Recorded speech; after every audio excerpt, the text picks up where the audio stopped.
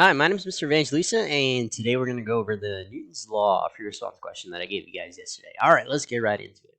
Okay, so we've got block 1 resting on the floor, and block 2 is on top of it, and then block 3 is at rest. Block 1 is also resting, and block 2 is also resting. So block 3 is resting on a table with negligible friction, so no friction here, and it's attached to a massless string and a massless pulley to block 2.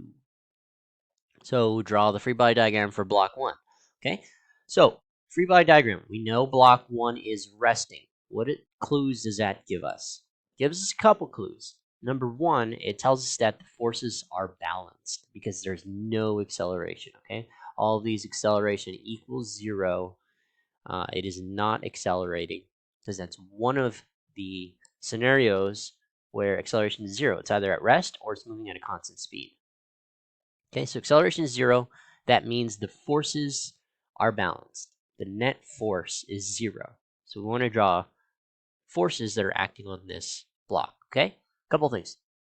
We have the force of gravity. All right, it's got mass. So since it has mass, it's going to be pulled down by the force of gravity. Okay. Now, when I draw these forces, I need to make sure that since acceleration is 0, that the forces I draw are balanced. Okay. We have 2 on top of 1, and 2 is not as big as 1.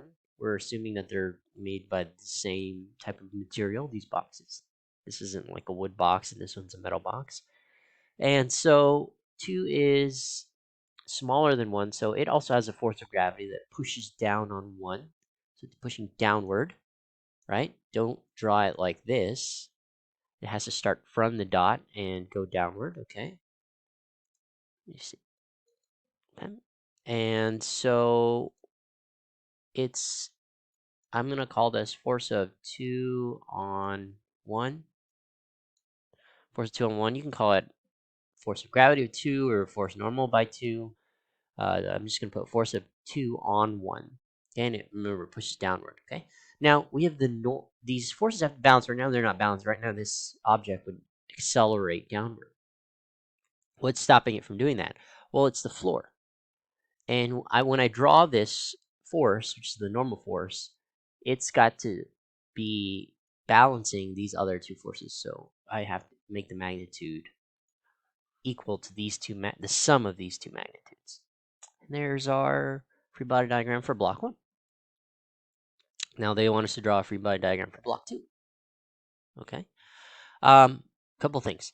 So you know that it's going to have a force of gravity. Is there a force tension right here? It's attached to a string. Is this string pulling on block 2 at all? Okay. Well, think about it. If there was a force tension this way, that means there would be a force tension this way, right? Because of Newton's third law. Action-reaction pairs. Okay.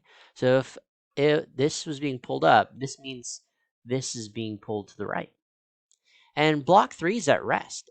There's no friction pulling to the left here. So if there was a force tension here, block 3 would accelerate to the right. But it's not doing that. It's at rest. So that tells me that the force tension here, there's no force tension. Because if there was, block 3 would be moving, and it's not. Or accelerating, and it's not accelerating. Okay. So what are forces? Block 2 is weight, so it's got force of gravity. And block 2 is at rest, so the forces have to be balanced. Correct? And what's opposing the downward gravitational force? Well, this block 1 is pushing up on it, and so we can call that the normal force. Force normal. All right.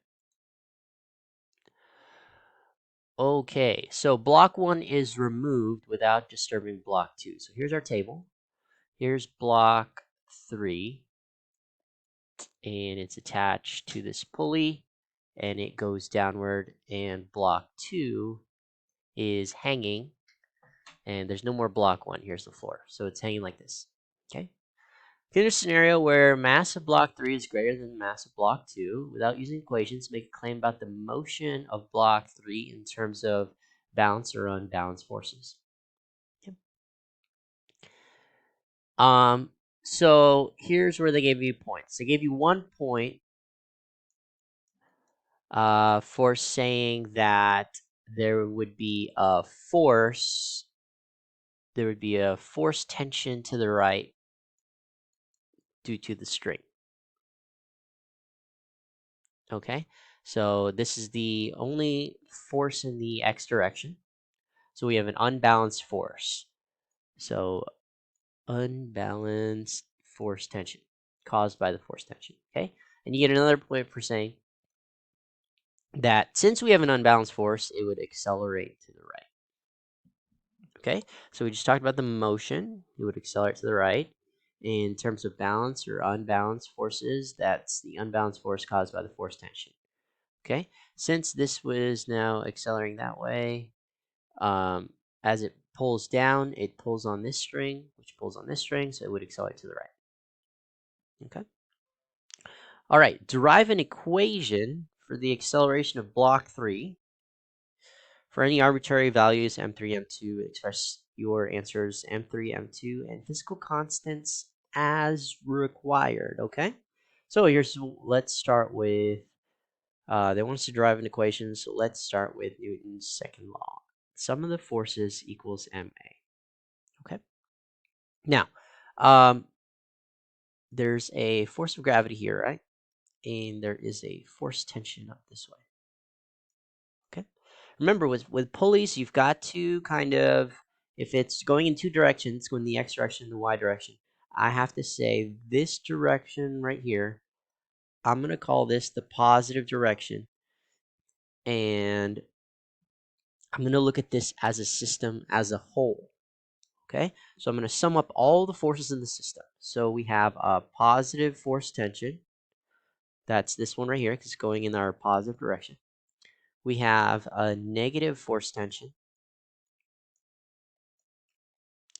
And then we have a positive force of gravity. And that force of gravity is caused by block 2. Okay. And this is going to equal the mass of the system. Okay. So mass of the system, the things that make up the system are block 3 and block 2 times the acceleration of the system. Okay. Notice force tensions cancel out. Okay. And the force of gravity 2, that is the mass of block 2 times gravity. mg, right? That equals m3 plus m2a. Okay. And if I were to move this to the other side to rearrange for a, I get m2g